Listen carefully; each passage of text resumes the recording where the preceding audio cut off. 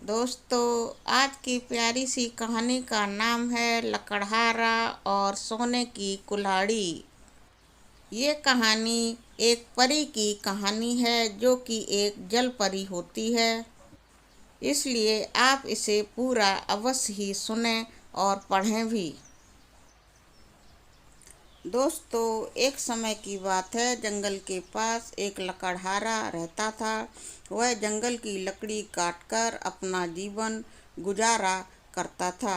एक दिन वह पेड़ पर बैठकर लकड़ी काट रहा था। तभी उसके हाथ से उसकी कुल्हाड़ी छूटकर नदी में गिर गई। उस नदी का बहाव इतना तेज था और साथ ही वह गहरी नदी थी।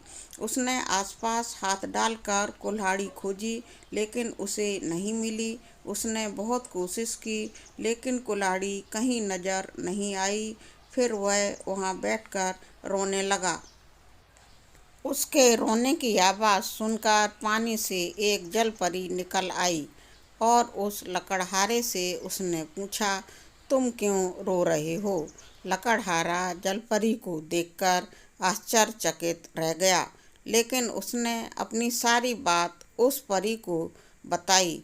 तब परी ने उसको एक चांदी की कुल्हाड़ी पानी से निकालकर उसको दी। तो लकड़हारे ने कहा, ये उसकी कुल्हाड़ी नहीं है। परी ने दोबारा नदी में से एक दूसरी कुल्हाड़ी निकालकर उसे दी, जो कि सोने की थी। लकड़हारे ने फिर से कहा, ये भी उसकी कुल्हाड़ी नहीं है। अब की बार परी ने लकड़हारे को उसकी लोहे की कुल्हाड़ी खोज के दी। तब लकड़हारे ने मुस्कुराते हुए कहा, ये मेरी कुल्हाड़ी है। उसकी इस ईमानदारी को देखकर परी ने उसको चांदी और सोने की दो कुल्हाड़ियाँ उपहार में भेंट की। दोस्तों, हमें क्या सीख मिली? इस कहानी से हमें ये सीख मिलती है कि ईमानदारी दुनिया की सबसे अच्छी नीति है और ईमानदारी से ज़्यादा अनमोल चीज़ कोई नहीं है।